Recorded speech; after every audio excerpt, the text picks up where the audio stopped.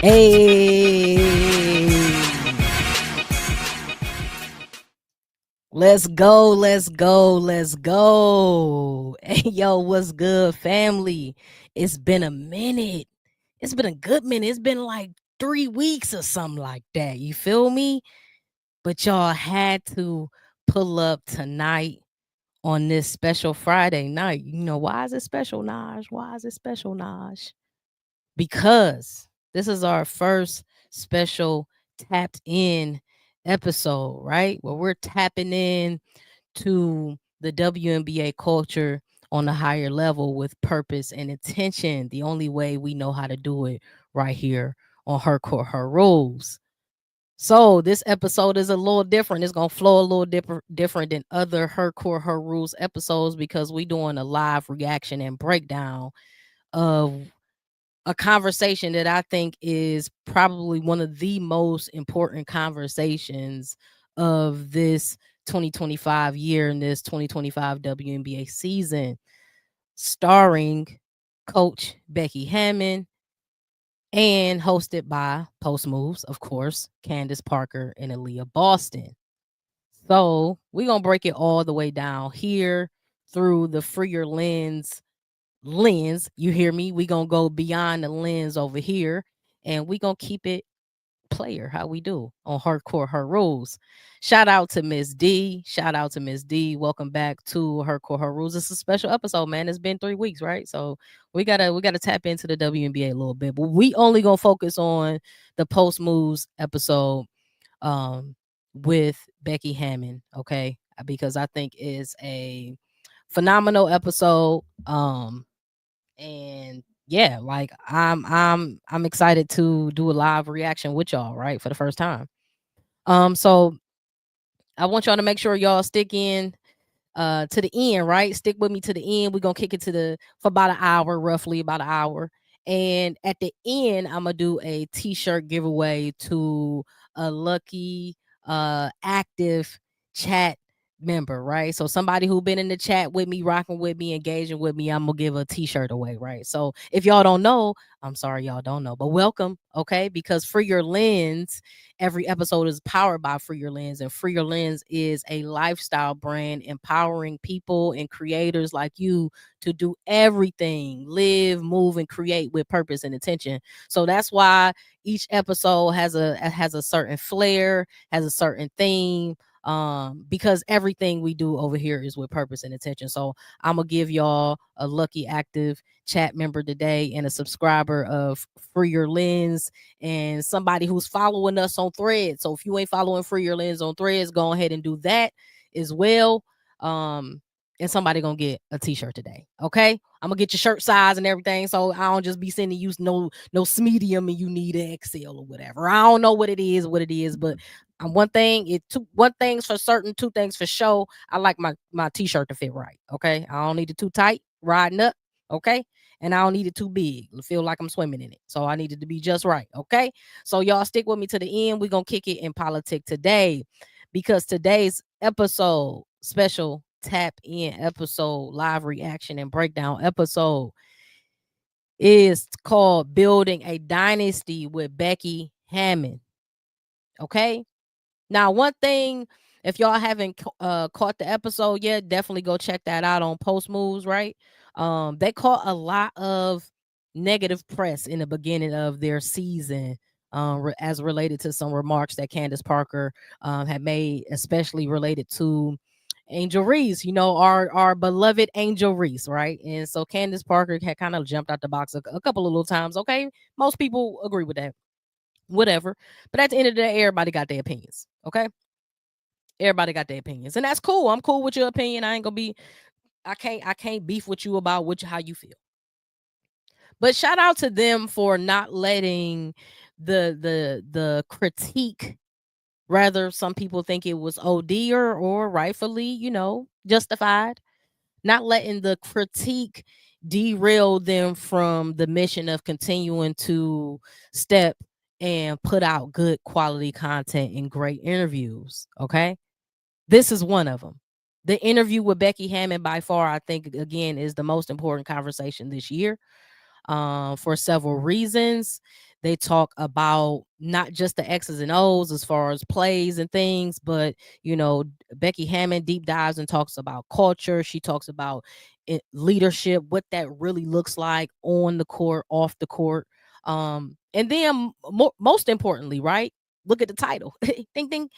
She's talking about what a dynasty is and how you build that, and why the Aces really is changing the game and changing the blueprint of what good competitive basketball looks like in this league. Okay, so today we're gonna go into specific clips. We're gonna cut the beginning out, like the beginning where they talking about Unrivaled and all that. I'll let y'all watch that on y'all time, even though that is very much so entertaining. Especially when just if y'all ain't seen it, go fast forward to the part where Aliyah asks Candace who she thinks the teams to beat this year in Unrivaled are, right? That part is hilarious. So just skip to that part and then go to Becky and then watch from Becky all the way through to the end. That's where the tea is. And we gonna catch most of that right here on her core her rule. So y'all, you know what I'm saying? Get your little drink, get your libations, whatever you need. It's Friday. We kicking it. It's Friday. We kicking it. So, you know what I'm saying? Whatever you need. I got my drink and my two-step. Shout out to Philly. Okay, I got my little Dunkin' Donuts, water, nothing in it. It ain't spiked. Okay. And we gonna get into this episode, man, because again, this that post moves interview with Becky is fire. And we about to talk right about oops, not thanks. We about to talk about um the very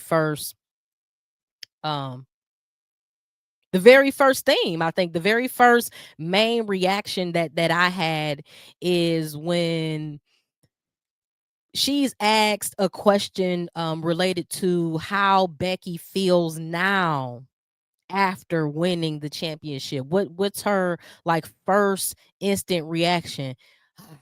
Now that you won, okay, what are your emotions now? Okay, and how can we learn from that as far as fans? And you know what? Here we go. Let's get into it. Your basketball career as a player, but now currently coming off of the WNBA championship, it's a little awkward for me in the space between Aliyah and yourself with that championships. But coach, congratulations.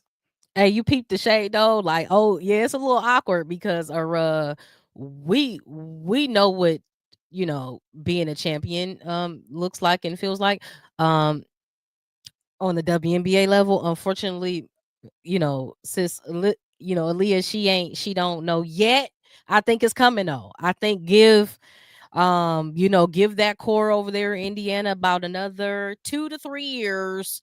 With the healthy Caitlin, it's going to be a problem. It would have been problematic this season with the healthy Caitlin, as we all know, but here we are. Okay, so let's get him back into that. And matter of fact, Becky is going to talk about it. I did an episode this season on her core her rules when I said that the best training camp for the Aces was that Indiana series. Becky touches on that and says like, yo, that was the toughest series ever I've ever had to coach against. Right. So they're gonna get into that a little bit later, and we're gonna get into that too a little bit later. Aliyah fell short. You think she fell short in the interview or just in the series? In the series, probably in the series you're talking about. You're. But yeah, I think that that Indiana series was crazy. I didn't even think it was gonna be that intense, but that's why we watched the WNBA, right? That's exactly why we watched the WNBA, because you never know what's gonna happen. Okay, thanks for clarifying that. Yeah, the series, Aliyah kind of definitely fell short in the series. I think she some moments in the series she was overlooked, and then there are other moments where she was kind of overused. So, it's got to be a little bit balanced there. But hey, they fought a damn good fight, and we know that. Let's get into this question right here about the championship aftermath and what Becky felt initially. On the 2025 WNBA championship, how have the last couple weeks, months, whatever felt like since that championship? It's crazy. I mean, obviously you're like super happy, but honestly, it's almost like it's just a relief. Like I feel like I can breathe again. I can sleep again. Um, Especially that team. And Aliyah, your guys' series, I mean, I didn't sleep at all.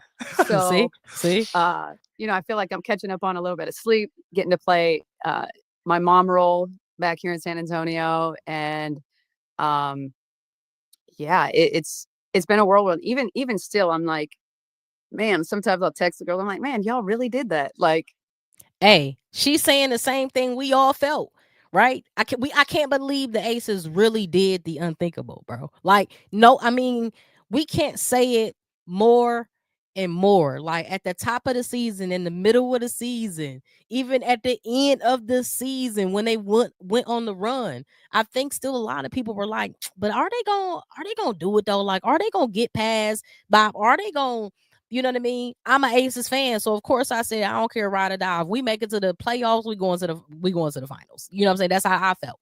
Okay. And then again, after the 17-0 run to close out the season, I mean, of course I'm like, okay, we gonna make it to the finals. But still, I'm thinking that it's once we get there, if we're playing Minnesota or whatever, it could go either way, right? It could go either way.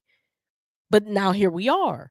And so I completely understand Becky just from an outsider, from a person. All I was doing was cheering. That's all I was doing, right? I wasn't in the gym, you know what I'm saying? We wasn't shooting, we wasn't doing no drills. I was just cheering. But from my perspective, I'm like, I cannot believe what I just witnessed. Ms. D said I couldn't believe it either because I didn't think they had enough to help the big three. Me either. Nor did I think the big three was going to be consistent damn near every single game. I didn't see them sweeping the Mercury. They came in hot. I mean, we had one person, I think maybe two people in the Her Core Her Rules chat that said they got the Aces with the sweep on the Mercury. And I'm like, nah. You know what I mean? The regular season, yeah, the Aces had the advantage. But we talking about the playoffs. We talking about AT. I'm thinking Kalia Copper about to go crazy every game, or at least every other game. Well, she kind of did, but it was either in the first half or the second half. It wasn't the whole game. So I'm like, nah. It's gonna be a competitive. I'm thinking at least since we got 7 games in the WNBA finals for the first time in history, they at least gonna go 5. I'm praying at least 5, 6. Make it count. Like, let's make some money over here, right? Nah. Asa said, nope, we ready to go on vacation. We ready to pack it up. Okay, we want to put our feet up. We're gonna go ahead and get in and out, get these brooms out, so we can start this little parade thing and we can relax. We could do our press runs and we can relax. And so, yeah, then the bench showed up. To Miss D's credit, yes, Dana Evans definitely stepped in and did her one too, right? Showed up and showed out. Shout out to Gary, Indiana. Woo, what? Man, what? Man, Indiana done built some of those. They got all right, man. I'm about to say my boy, but he out with his 15th toe injury, Darius Garland. So I ain't even gonna say nothing about him. But anyway, Dana Evans showed out. Jewel Lloyd stepped up, right? And we saw flashes of that scoring champion Jewel Lloyd, where she would just come in and drop big threes and make big deflections and get big rebounds and just playing big. You know what I mean? Really living up to the paycheck, because all season we was all scratching our head like, all right, Jewel, you're a likable gal, but you ain't been worth the money yet.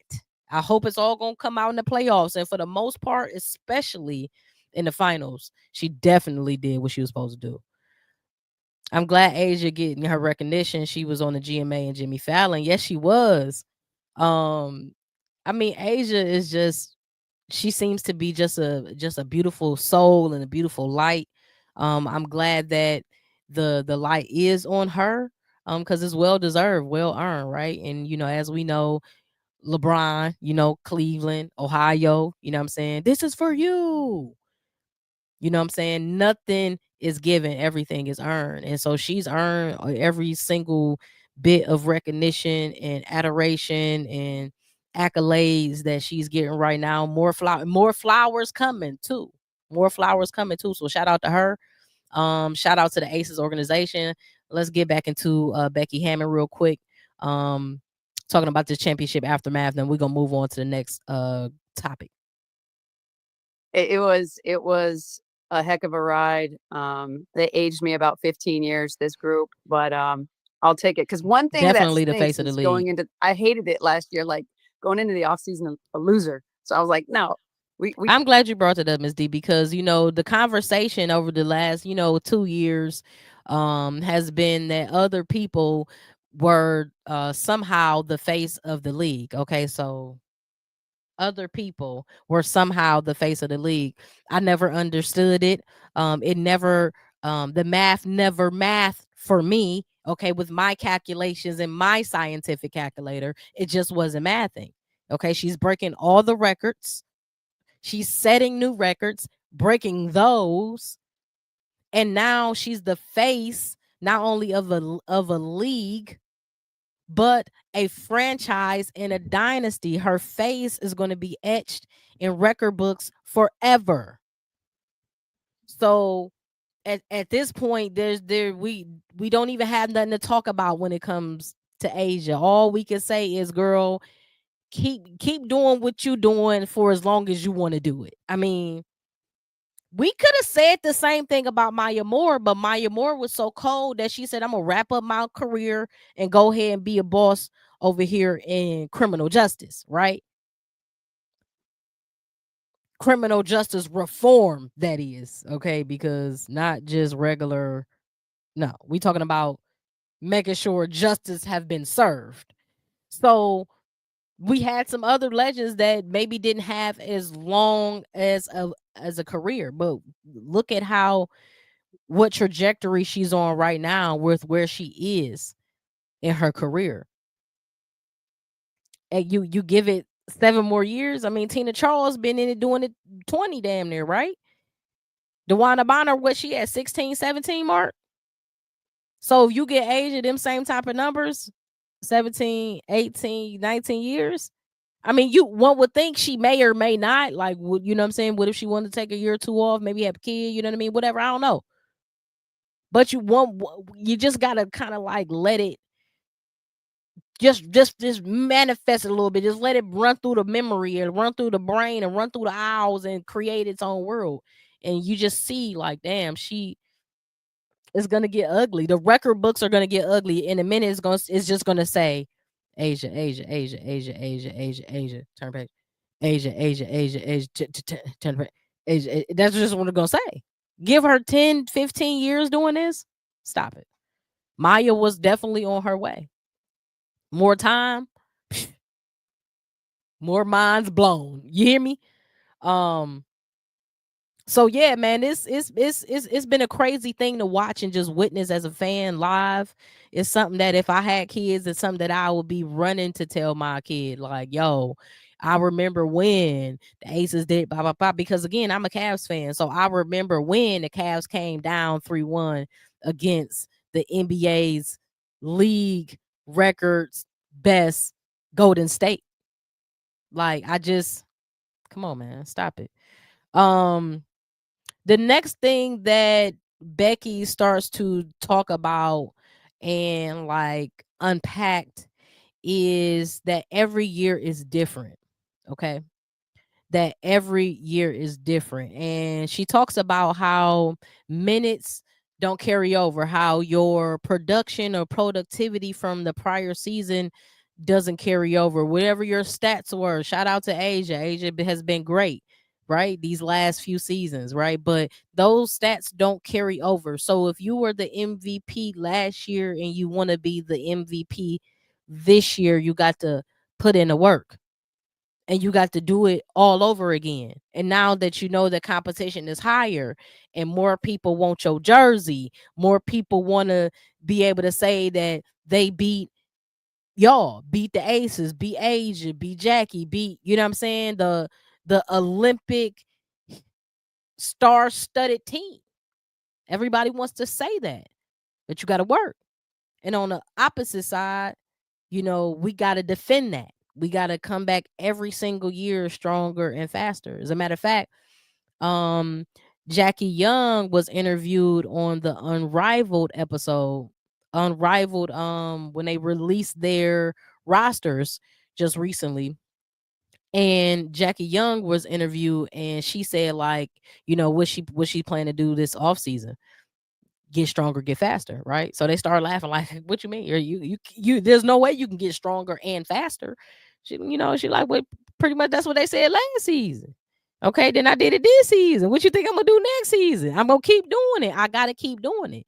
Right. So again, it comes down to their leadership and how they approach and attack the game. I wish more NBA teams took this approach, because I feel like a lot of WNBA teams take the approach of getting better every single season. But I feel like some NBA teams, like, what, not just the teams, but like the individual players, is they just don't improve year over year. And it's like, damn, what you been doing all off season? Your jumper still broke.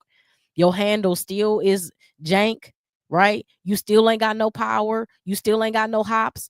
What's happening here? Because we've seen people elevate and improve drastically within a season, an off season.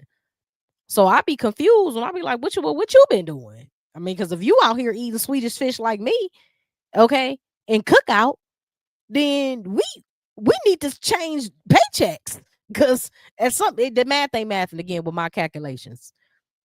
All right, so let me get to this next part of this video real quick. Hold on. Okay. So she talks about the dynasty, but each year is different. Okay. So again, you can't bring what you brought last year into this year. All right. So let's get into that real quick. And boom, bow. And y'all, I ain't got the YouTube and no ads for you, because you've won 3 championships in the 4 So years when the you've been ads there. pop So up, I'm not I'm going to just be gonna like, have to, sorry about last let it season run on for mute. not taking home the Is what it the is. I'm not championship doing the trophy, YouTube no but ads. becoming the Fair. first Subscription. former Fair. WNBA player to win a championship. How many of y'all got about 15,000 subscriptions already? I just can't add. My Cash App card can't take no more subscriptions charges. Okay, so again, we're gonna have to pause for the YouTube ads. Just FYI. As a coach, you did that in your first year. What can you say about this group? Because in 2022, it was a different team than back-to-back in 2023. Obviously, last year, you dealt with injuries as some teams do, and this year the same. But it was a completely different team this year. You had to reinvent your bench. You lost Alicia Clark, Sydney Colson coming off the bench. You talk about Kelsey Plum being traded and going to Los Angeles, and Jewel Lloyd, kind of acclimating her to the system, to the ace. I mean, just real quick, do y'all see how many pieces? I mean, y'all know, because y'all ain't new here, but how many pieces the Aces lost just within one season? And if you add up multiple seasons, then it's really crazy. But just within one season, how many pieces, significant pieces that they lost, and they had to try to find complementary players to go with their big 3, on top of trying to fill those voids of the energy and the spark and the defensive threat and the attack that those key players who are now no longer on the Aces team within the Aces jersey, right? Now, how can we replace them, right? You can't replace the exact player for player, because that's crazy, because everybody's different. But you're trying to replace certain skills that a player brought to the table if you can, because again, your big 3 is still comfortable with those type of skills, whether they're packaged in a different body or not. So when you think about, they are missing Kelsey Plum, but then was still able to find that speed and that feistiness, right, and that quick offensive burst of firepower in Dana Evans. It kind of lessens the blow of you missing Kelsey Plum, right? So now you don't feel the void of Kelsey Plum 100%. No, but what you do get is another beast, and that's a characteristic and a trait that Plum Dog has And that's exactly what you gained in Dana Evans. So yeah, two different packages, but also dude has the same energy and the same spark that Aces organization needed. Okay, on top of a big shot maker like Jewel Lloyd, who replaces the energy of like a Tip Hayes, okay, who was known for making big shots and getting big stops and being able to kind of move the ball and be another offensive threat on top of the big three and Kelsey Plum. So I mean, the Aces did great this past season with just continuing to evolve. So let's get back into it. His way. So, what can you say about how different this 2025 championship was? I think that's been kind of the cool thing about it, Candace, is like every year has been different. Like the 2022 group was different than the 2023 group, and the 2023 group, even though a lot of times you're looking at the same faces, every team has to come in. You have to reestablish it every year and who you're going to be that year, because as we all know, the minutes don't carry over, the points don't carry over, the work doesn't carry over. You got to get over and do it all over again every year, day in and day out. And, quite honestly, coming out of 24, and if you go back, Candace, we thought we were going to have you in 24, right? Like we were all fully intending on you coming back. So I remember that whole time. That part. Do y'all remember when Candace Parker announced her retirement? It was a shock, right? No, I wasn't. It ain't like I'm in the, in the group chat, like, oh, make sure Najah's in the know. Nah. But what I'm saying is that from an Aces fan and from our perspective, we had no idea that Candace Parker was going to retire, having not really played because the prior season she was injured. So the championship season she was injured. So 2024, we thinking, all right, bet she gonna get her lick back. She gonna play this season, right? And then at least have her grand finale, her farewell tour around the WNBA that 2024 season where she upped and retired. So it's like, dang, we kind of like, okay, well now we got to retool because Candace is a big, she so valued, right? She's a point forward. So even her in her later stage in her career, she was still one of those on the bench and on the court. So missing that key player in your locker room and within your system and in your rotation, it was just like, dang, like we was really counting on her. So now she said, boom, I'm gone, I'm retired, and here we are with more challenges, right? But small things to a giant. Time you sending me sets. I was like actions. Yes, I was like, oh, we're gonna do this, we're gonna do this, and so we, it was every year is different, and you got to just kind of go with the flow of the season, and obviously dealing with different injuries. Kia wasn't off, and Chelsea wasn't even a year post-op. You wouldn't have been a year post-op. Like it was just, it was tough. And I think, what I learned from 24 was to not let there be any slippage. I mean, we came in 25 and I was hammering our defense like left and right, because 24, I felt like we were a little bit complacent coming in. We had just won 2.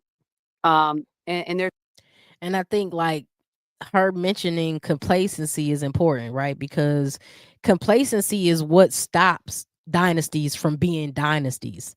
It's when you win that one and you like, we win that one, we just gonna march back to it, you know what I mean? Or we gonna chill, we gonna take our foot off the gas, and you think it gets easier. No, the road gets harder, because in life you have stages. So once you win a championship, you've completed that stage. Now you graduate to the next stage and you start this parallel universe all over again from the very beginning, but a higher stage. The competition is higher. It never gets easier. Life never gets easier. Whoever told y'all that life gets easier? No, it becomes more challenging because we are evolving. And just like the game of basketball is evolving. Players are getting better. Teams are being more analytical. We have more technology. We're smarter now. And then we're using these smart technologies and AI, everything that's making the game stronger, faster, more palatable, more entertaining. That being said, you gotta tighten up. You got to keep building on adding to your game. So complacency will kill a dynasty. On the opposite side, right?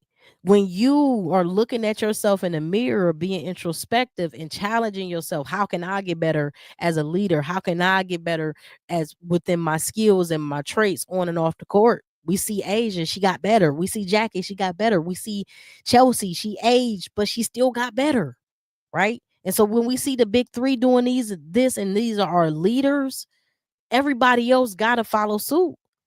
And so when the coach is getting better and the coach is listening to the team more and the coach is allowing the goats on the team and the big three on the team to have more influence in the sets and the play calling and the game preparation, when she is doing that, when she's trusting her team more and the team is trusting the coach more, then it makes it easier for you all to recognize what your identity is, but it doesn't make the road easier. The road is what it is, and challenging it will be. You feel me? Welcome back again to Her Core Her Rules, man. Make sure when y'all here, y'all like, subscribe, and get into the chat. Stay to the end because I am doing a t-shirt giveaway from Free Your Lenz.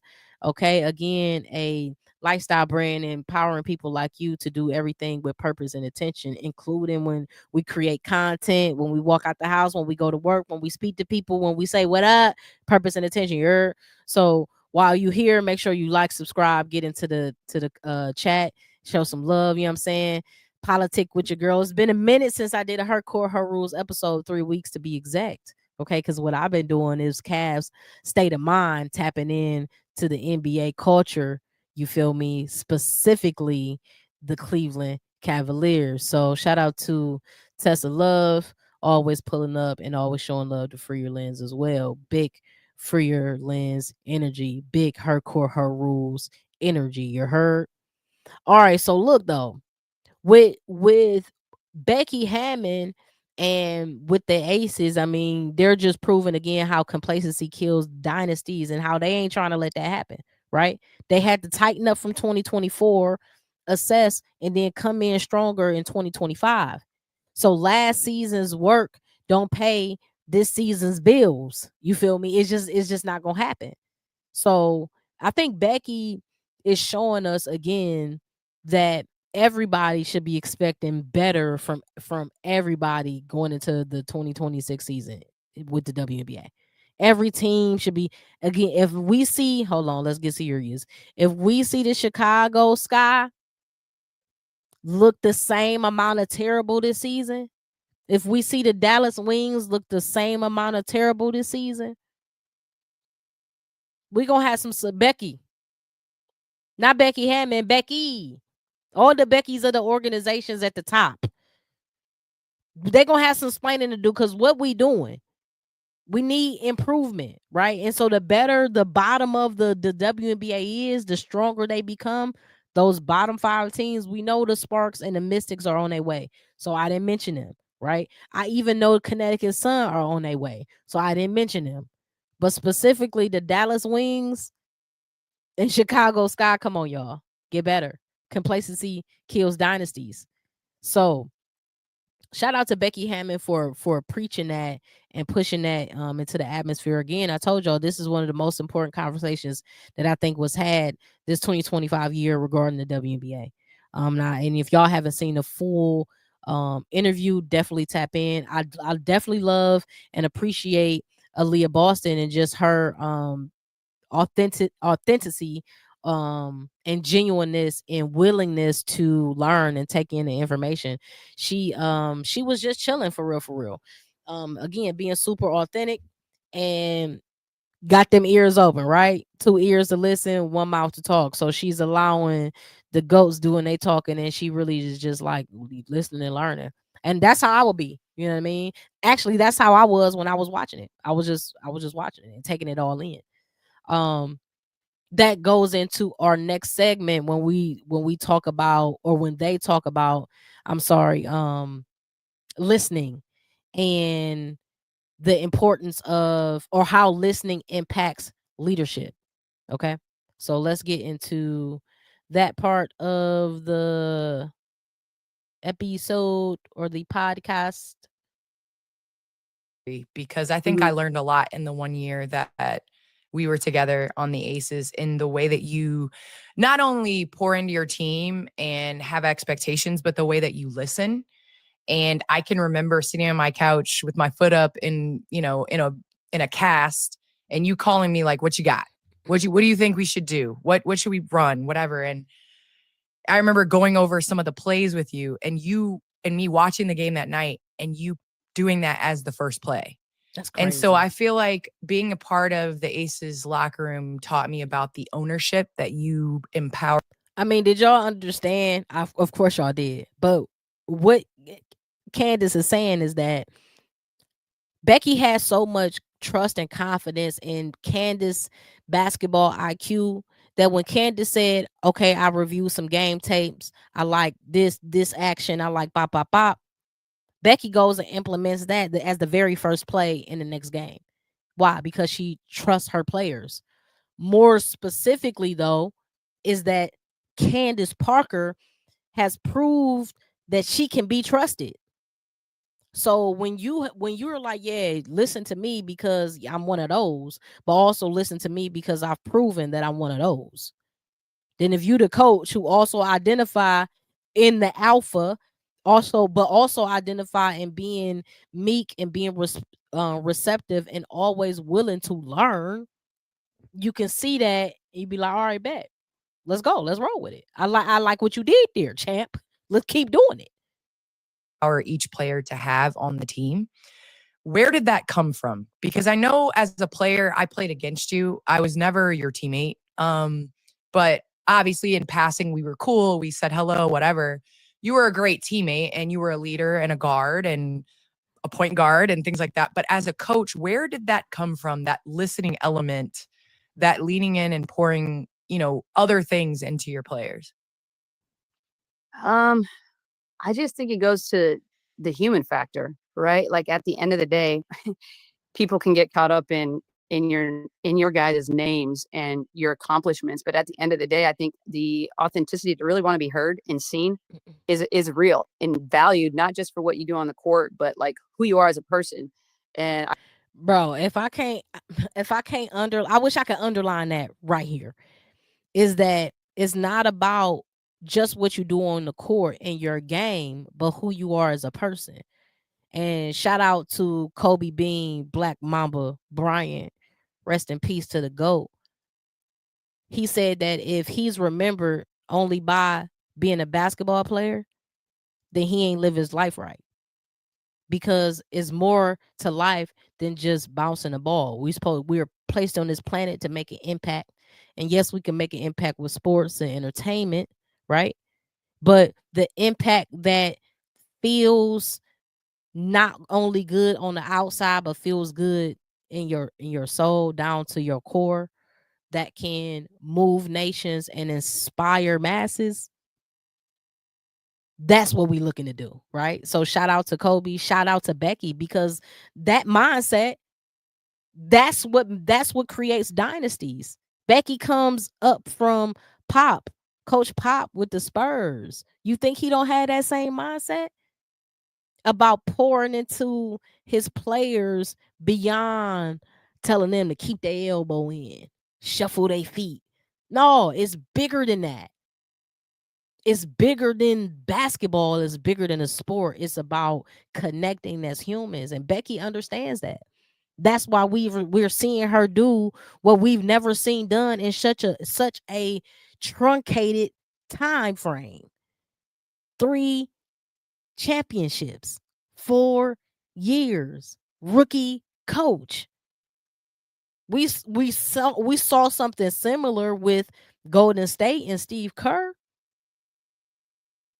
but we've never seen this in the WNBA.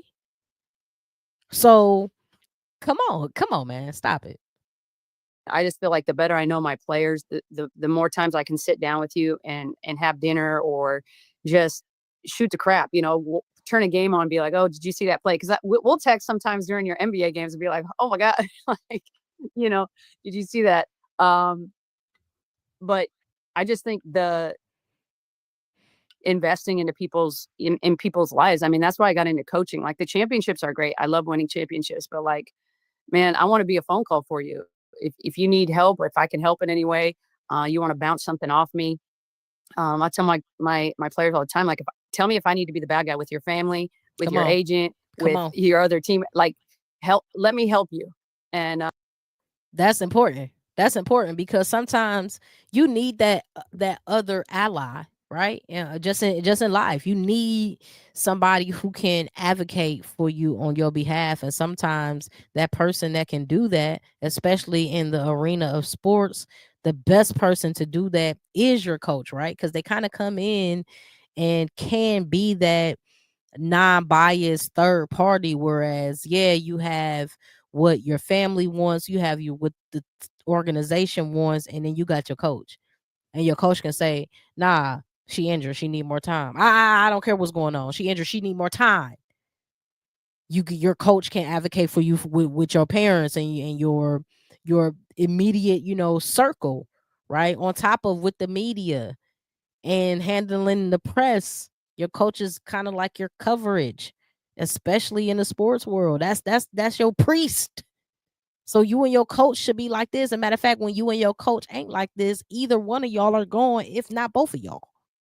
Right? The organization makes some differences or some different changes. Hold on. What you mean? My star and my coach ain't getting along. One of y'all gotta go. And if y'all can't figure it out, we will. and if we don't agree, then both of y'all go. How about that? We just start over. Okay.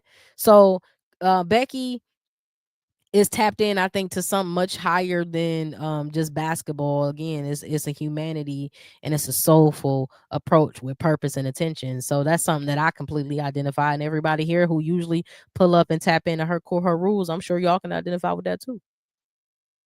I just think sitting down and listening, I can learn a lot about you, where you come from, your past, how you learn is a big thing with me. And I know, like, the first couple weeks, Candace, you were kind of struggling with our thing. And then, like, week 3, it just went boom, like, got it. Because there was a lot, right? You're trying to learn our verbiage, and our verbiage is like we came in and I'm from the era of the WNBA where it was like we did the same 3, Y'all pay attention to this, because Becky about to drop a jewel on y'all real quick. She kind of learned from Popovich in her time with the Spurs about language and about kind of creating that culture and using language to help establish a foundation and an identity before you even touch the court. So check this out. Practice drills, like every team does Olympic shooting, every team, like we did the same 3 practice drills. So I come in and they're talking about vitamins and I'm like, so everybody's required to take vitamins? And like Chelsea Gray laughs at me because no, vitamins are like the extra work that you're coming in, you're getting extra shots up, you're doing. There was just terminology where I was looking to my left, like, I've been in this league this long, I really think I'm a smart, high IQ player. I don't know what they're talking about. I have no idea. So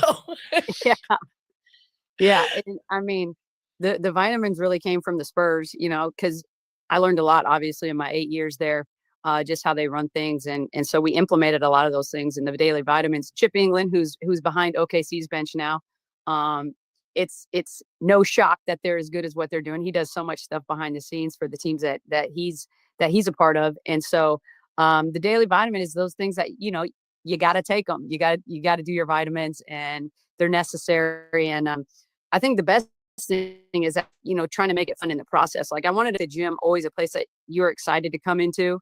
That's why sometimes I locked y'all out too.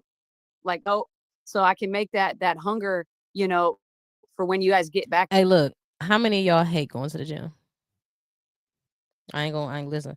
I mean, I hate going to the gym, but I love working out because there are only certain things that I will do. I'm not getting on no treadmill. I'm not doing that. So parallel park, right? Talking about Becky Hammon. She makes it fun for you to want to pull up to the gym. Bro, if I ain't never want to go to practice, bro. Matter of fact, I remember my coach, this way back in high school, where I gotta go way back in the back. Way back in the back. I remember my varsity coach saying, she don't ever want to practice hard. Don't judge her gameplay based on how she practice. I I don't practice. I never really practice hard at school, but I bust you on the playground. Boy, I'm bringing my A1. But in school practice, I ran the plays hard, but we talk about sprints and all.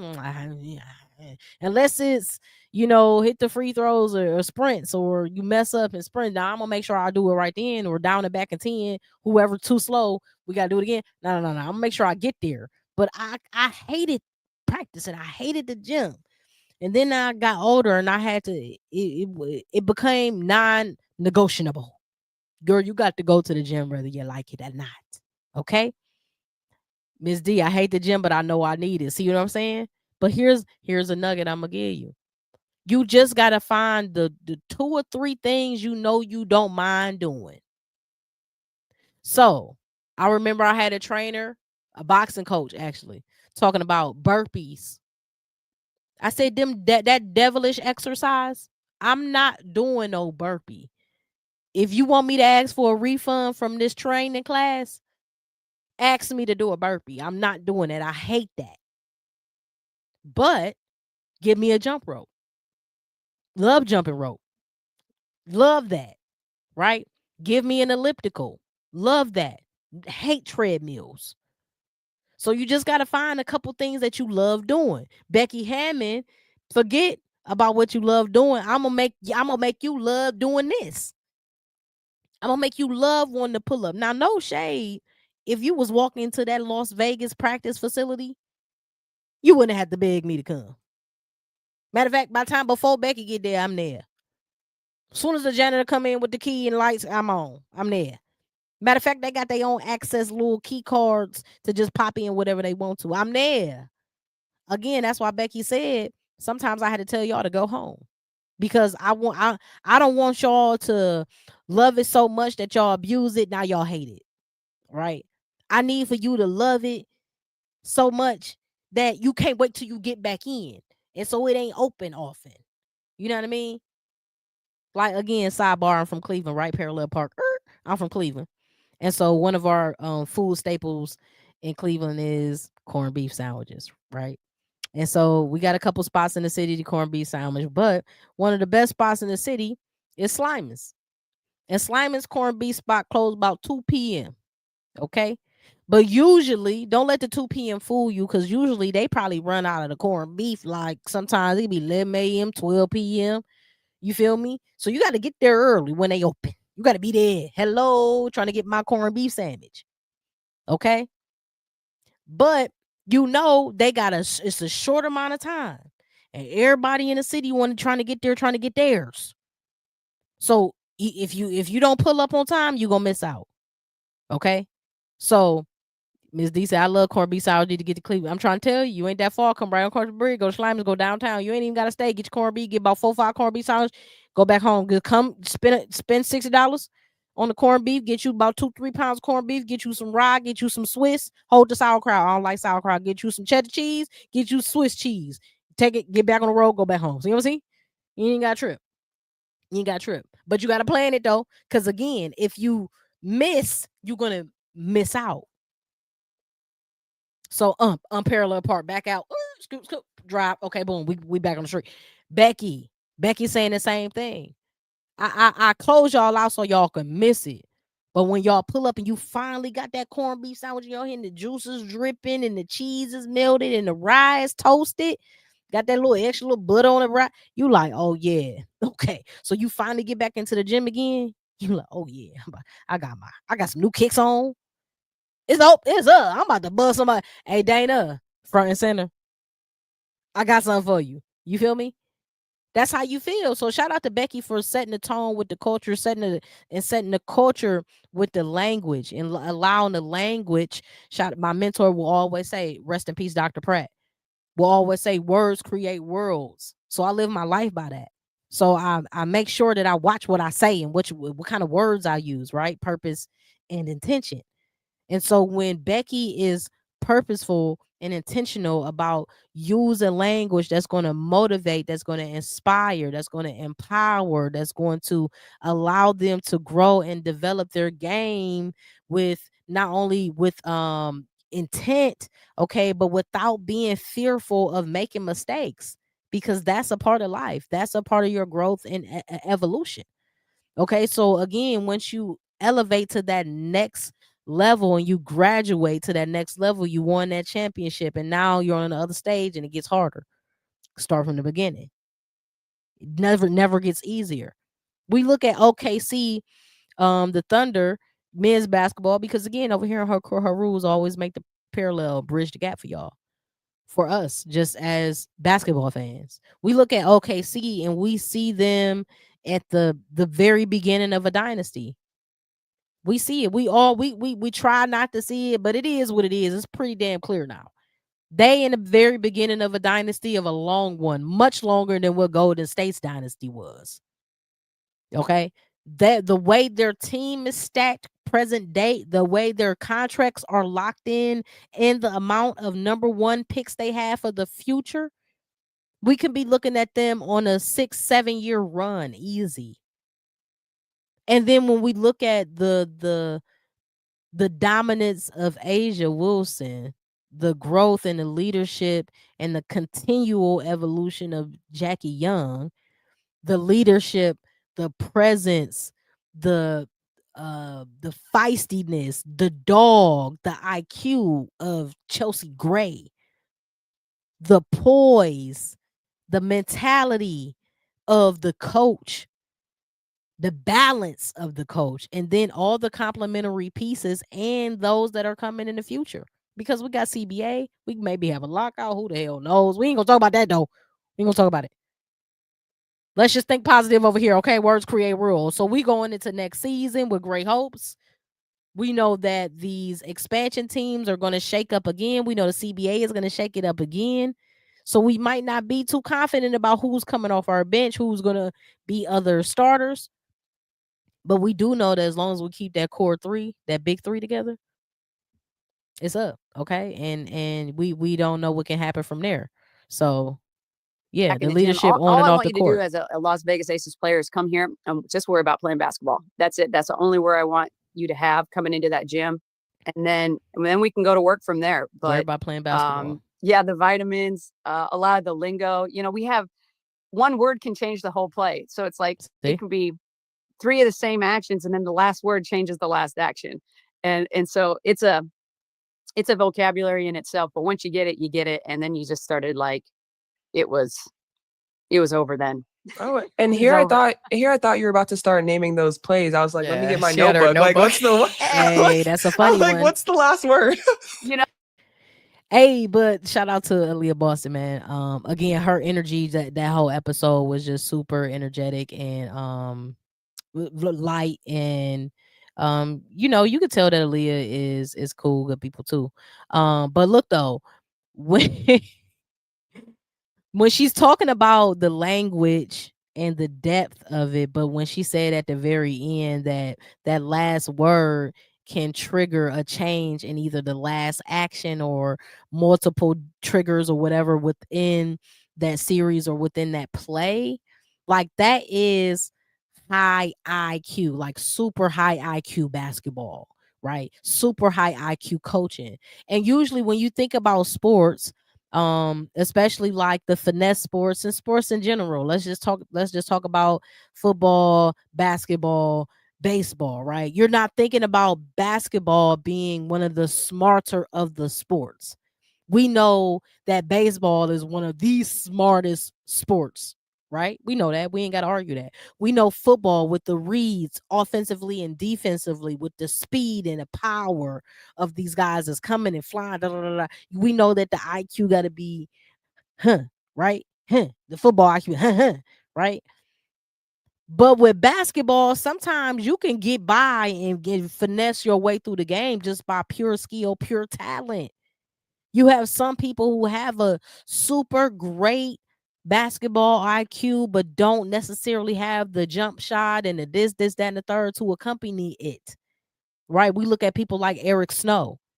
We look at people like Andre Miller. We look at people like Rondo, right? Who, yes, phenomenal point guards, right? Have great high IQ intellects when it comes to tempo and understanding the game and learning pockets and running your defense and being an anchor, blah, blah, blah, blah.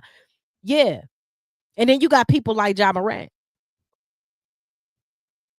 Not to say that his IQ ain't high, but his athleticism and his star power and just his ability to score is higher, right?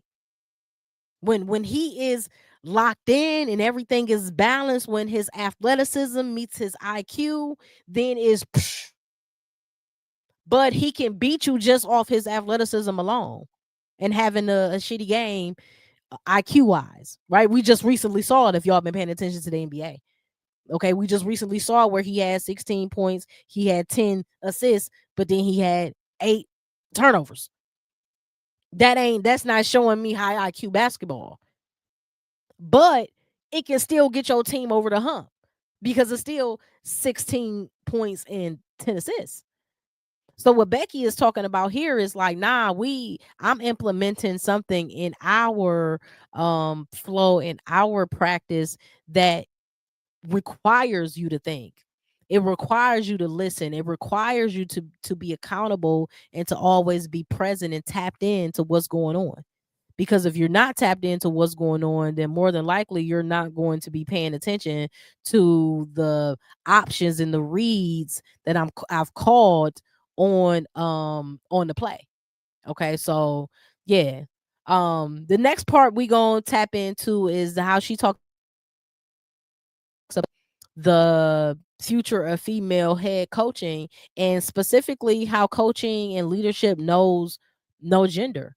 Okay, so I think that this is a very important, and this part really highlights and underlines my perspective of this being one of the best conversations and most important conversations of this 2025 WNBA season. So let's get into that. To me, I mean, women are doing so much more important things than leading basketball teams. They're leading surgical rooms. They're leading platoons in our armed forces. Like, there's a lot of really great things that women can do. And honestly, it's the NBA. I mean, when they want it, they'll get it because there's people that are ready. Right now, I could sit there and say, I probably said this to you. In some ways, I feel like it could happen in 5 years, and in some ways, not till 35 years. Like, it was just, I know Pop used to get very protective. And she's talking about, coaching, like, women coaching in the NBA. So again, leadership knows no gender. I don't know. I know with each interview, I think you get a little bit better. You get more secure in who you are and your philosophies and what you're capable of. And, there's no doubt in my mind that I could coach the men. And by the way, the problem was never with the players. It's with the decision makers and the other people. The players, they don't care if Kermit the Frog came in and told them. If that's going to help them win, they will listen. And I think being able to give players real-time information that can help them on the spot, go out there and be successful, is really valued. And they know, spade recognizes a spade every time. Come on. And, Come on. And well, again, I'm not to cut you off, but I still. Hey, but Becky ain't saying with the kind of spice that we say it, right? You feel me? When we be like, we call a spade a spade. Okay, we gonna call that spade a spade or ace a ace. She said a spade recognizes another spade. Now I understand, I was just born with a little extra more spice in me. You know what I mean? But shout out to Becky for knowing. She know to know though. You know what I mean? She know to know. And so shout out to Becky. Okay.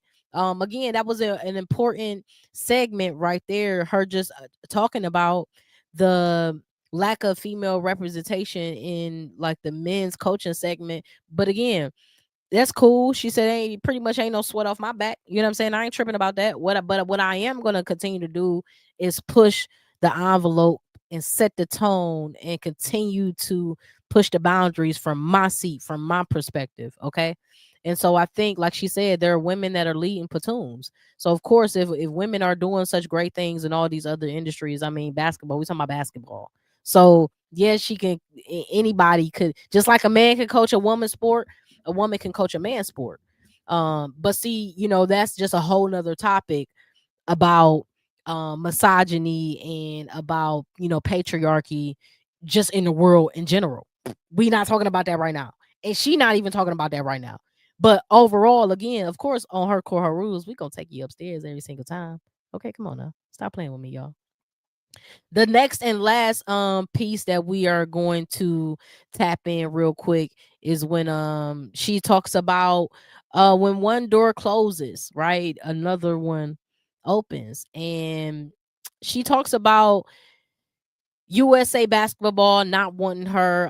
She ended up having to play for Russia, this, that, and the third, and she had to get comfortable with people being uncomfortable with her.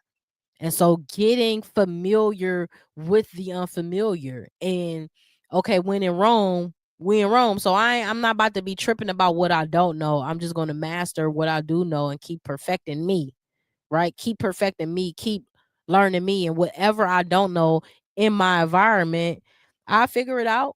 I figure it out. And I'm going to make sure that the environment knows who I am. So even if I don't know you that well, you definitely know who I am and how I'm coming. You feel me? So you better, okay, watch your step, okay? Protect your neck. You heard?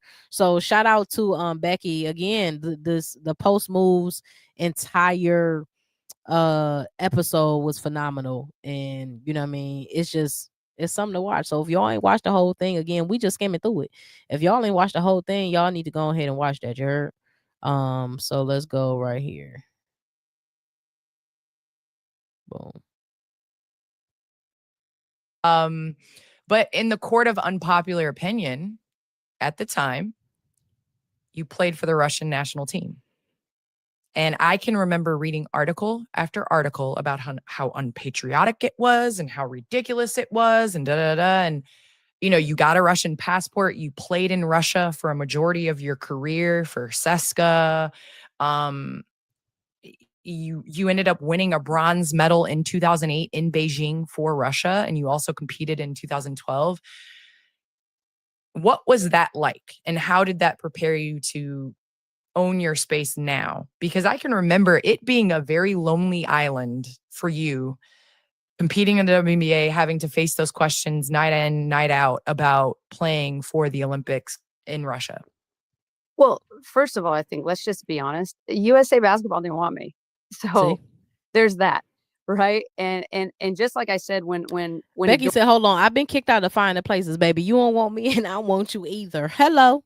Door's shut or a door's not for me. It's not for me. And that door was not for me. From birth, that door wasn't for me, Candace. It just wasn't my route. Now, it hurt like hell. And see, I say that all the time too, because delayed is not denied, right? So sometimes in your life, when you see a door close and you feel like, damn, why me? You know what I mean? Like, what did I do to deserve that? But, half glass full, right? Perspective is key. So when you free your lens, shout out to Free Your Lens, right? Every episode is powered by Free Your Lens. When you free your lens, you have the privilege of seeing the obstacle in front of you as glass half full, and then create a viable creative solution, okay, to navigate either around or through or over your obstacle. So you got to be able to see it that way so you can process it that way, so you're not using these closed doors as ways to hinder you or completely derail your progress, or say, nah, your dream denied. No, just delay, baby. Just showing, when you, perfect example, when you put an address in the GPS and now there's an accident, right? So you, instead of, trying to put something else in the GPS, you just bust a left. Oh, it's an accident real quick. Let me go ahead and bust this left. Let me go ahead and take the right, get off the highway real quick. Oh, I see traffic clogging up. Let me just go ahead and get off this exit right here. The GPS don't even ask you what's going on. The GPS automatically just reroute you. So that's why we got to look at these closed doors as just an alternative route has been provided. Now I have to follow that one. Simple. And sometimes, like she said, like Becky Hammon said, that it wasn't in my cards. It was never in my cards. So had she kept trying to beat down that door, she was going to continue to be met with disappointment, inflated and deflated dreams, no hope, killing all her optimism, all her future goals, because she's beating down a dead bush, right? She's beating down a door that has permanently said no to you. Not no because you don't deserve it, but no because there's another alternative, better route for you and your life and your destiny. Hell, going through that and that disappointment, because to me that was like a childhood dream, right? Like every child dreams a basketball player of playing in the Olympics, and the red, white, and blue, but not for Russia. That wasn't the thing. I mean, I'm a Rockies era American where it was like, the going to play for Russia was just like unheard of. Red Dawn, but I'm so Aliyah's a little confused. It's like, the Rocky I'm Balboa, like Rockies, Rocky yay. 4. He fought the Russian Drago. Hey, We'll get to Aliyah that. Boston's We'll so do a cute, history man. lesson. She You don't. remember She when I was born, some too? parts of the conversation, she's obviously like a decade, 15 years behind just because of her age, and I'm not mad at it. I think it's just adorable because she like, oh, you little tink tink. I mean, you kind of know, but you don't really at all. But that's okay. I'm just glad you said she had the big girls table today. That's all I'm so right. glad you married those two, because I don't think people understand the woman that had to grow through that in order to go where I was going. And I had to, during that time, it was very lonely. It was hard. It was hard. It was disappointing. People calling you names. I'd go into arenas and they got traitor up on the signs and this and that. And I'm like, I'm pretty much probably one of the most patriotic people I know. Love this country dearly. However, that wasn't the plan for me. That wasn't the route for me. And it never was, Candace. No matter what I tried to do or how good I was, like that door was closed for me. Now, true to God being God, there was another door open, and that's the one I walked through, the one that wanted me. And that walking through that door really changed me, because I got really uncomfortable with people being uncomfortable with me. Yeah, And that part. when I walked into that first coaches meeting and I'm the only woman, like, it's uncomfortable for them. Everybody always asks how my experience. I'm like, this is also new for them to have a woman in their space, to have a. And I can attest to that too, like being always working in male dominated industries, right? I'm always the woman that, unfortunately had to be the martyr, right? I had to go in and I was tasked with shaking things up, whether I wanted to or not. My presence in itself is going to shake shit up.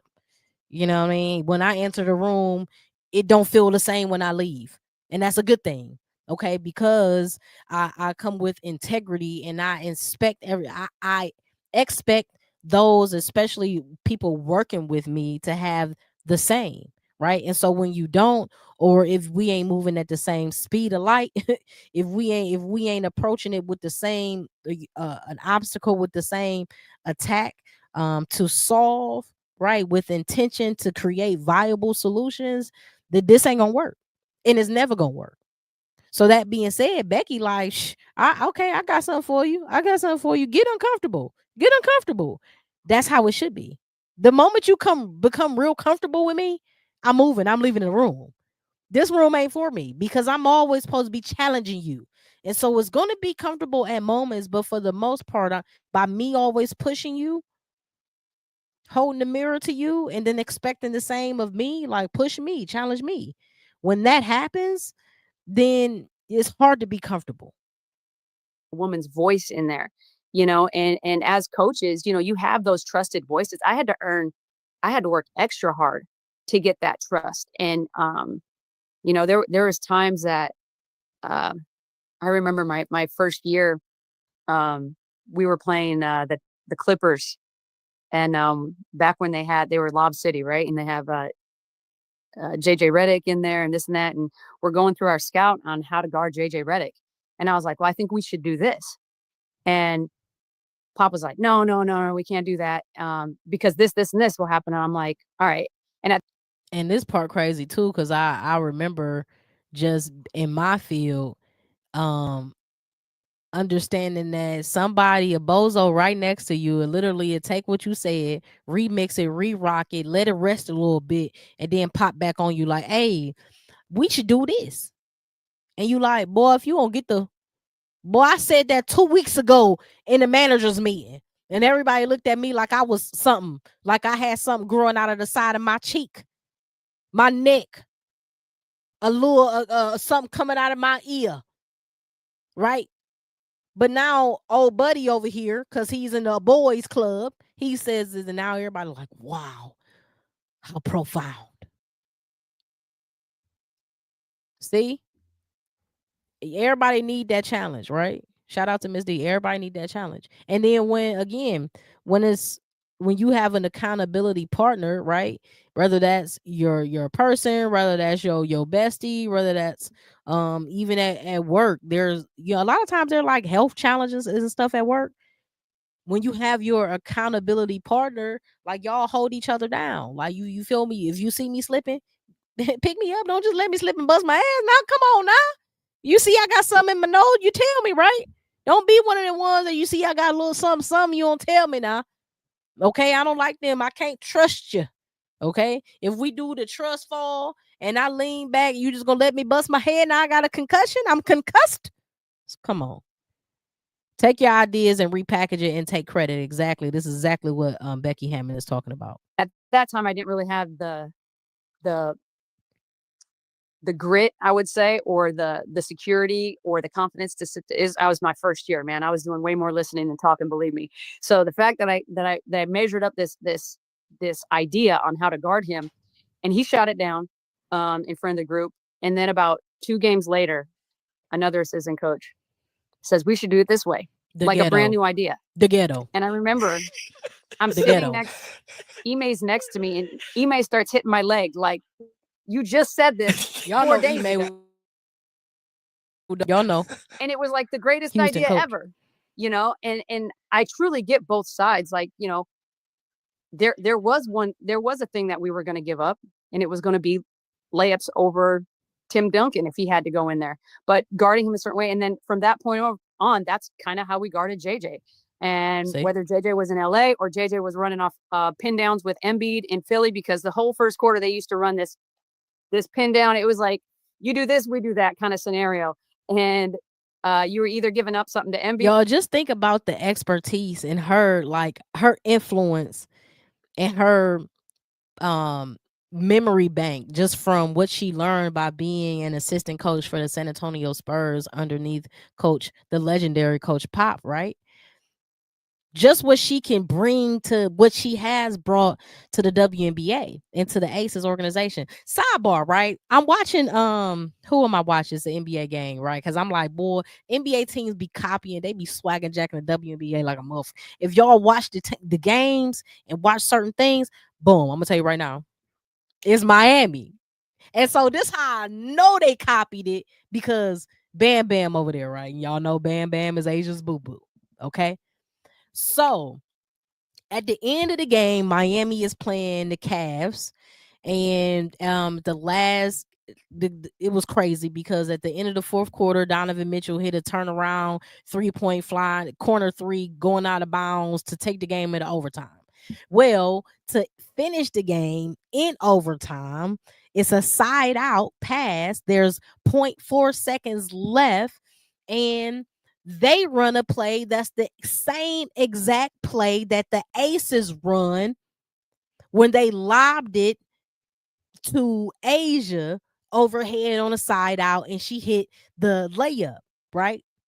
This was last season, okay? But again, if you keep watching the games and you watch both teams in both leagues, you will see a lot of things that are similar on the NBA side that you know for a fact you've seen first in the WNBA, okay? So, side out play, 0.4 seconds left. There's a pin down pick on the what's my boy? For first round draft pick. Anyway, there's a pin down pick for him, Wiggins, and what he does, he curls off this pick, okay, and goes right to the layup. They lobs it. Okay, there's a misdirection because you got Hawkins in this corner here. So Evan Mobley, who's supposed to be protecting the paint, he can't really protect the paint because he got to go where the guard Hawkins in the 3. Okay, so if this is the Aces, that is, you got your guard over there in the corner. You got Chelsea Gray with side out passing the ball. You got Jackie Young setting the pick. You got Asia curling off the pick. You got another decoy on this side that's just running out. Okay, another shooter just running out as a decoy. And then you got Asia rolling off the pick. Same thing that the Miami Heat did. Andre Wiggins rolls off the pick, catches the alley-oop, game over. 0.4 seconds. Easiest shot you can ever make to win a game. Bam definitely got some influence from his boo Asia, vice versa, right? We've seen Asia game take leaps year in and year out. And I think because when you playing against Bam every single night, you know what I mean? Well, I shouldn't frame it like that. when one of your biggest competitors and sparring partners is your dude who happen to play the same position, who happen to be in the best men's basketball league in the world, who also is an Olympian. I mean, kind of make it easier for you to get better. Same thing with him, right? Same thing with the Miami Heat. They over there looking at Becky Hammon. Okay, they won't admit, but they got it from the Aces or the WNBA every single time. Every single time they ain't gonna admit it. Same thing with the WNBA. With we be taking some things over there. But what Becky said is what Pop put her on game. I'll give him credit because I wouldn't know that without Pop. You know what I mean? So, shout out to the Aces, and then shout out to Becky Hammon specifically in her coaching, showing leadership, being a true role model, understanding that this game is bigger than basketball. This is about motivating, it's about inspiring, it's about uplifting, it's about challenging your players to grow individually on and off the court. It's about challenging their intellect so that they can then take ownership over their department of their team, right? Like, hey, you got it. I just need you to take it up a notch, right? Your vitamins, take your daily vitamins. What extra things are you going to do each and every day to not only show me, but to prove to yourself that you are a champion and that you are down with creating this dynasty and creating this winning culture? So Becky Hammon, I mean, who's better than Becky Hammon right now, man? Shout out to Becky. Shout out to Post Moves, Candace Parker, and Aliyah Boston. What a phenomenal episode. Again, one of the most important episodes of conversations this year in the 2025 WNBA season. It's such a positive, uplifting conversation, especially with so much stuff going on with, all this other news, Project B and the CBA and the back and forth. Like, having to be able to talk about the Unrivaled league that's going to be starting here soon. Their season is starting very soon. Like, they start training camp, I believe, on January 1st.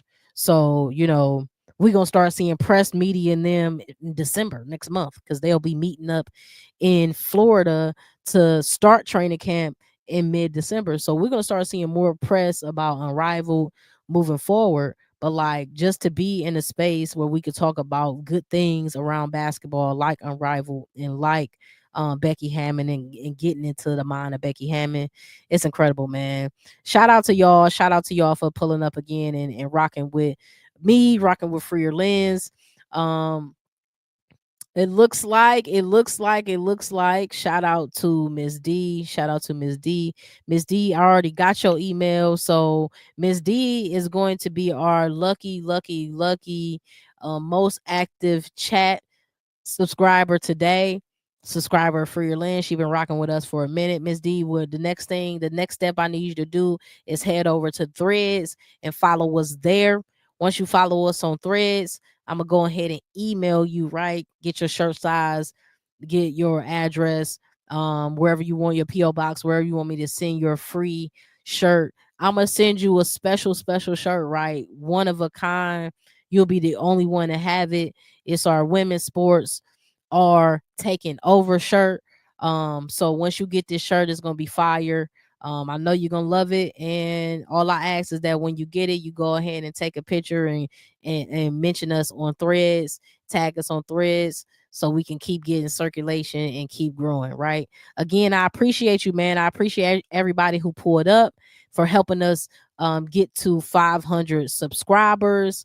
You know what I'm saying? This is YouTube, right? So it's a slow grind, but we grateful. We grateful for every engagement, for every like, every comment, hopping into the chat, and definitely grateful for every subscriber. So I appreciate y'all for tapping in to this very special tap in episode, right? And our very first live reaction show and breakdown episode, right? And again, Becky Hammon beautifully articulated how to build a dynasty, and Candace and Aliyah Boston definitely controlled the room and set the tone and showed us how a good interview is supposed to go. So shout out to them, shout out to Post Moves, and shout out to y'all again. Thank y'all for pulling up to Her Core, Her Rules. Be sure to like, share, and subscribe. Also, pull back up to us on Sunday, because we're doing our Cavs State of Mind episode. We got to talk about the Cavs, okay? Cavs State of Mind, man.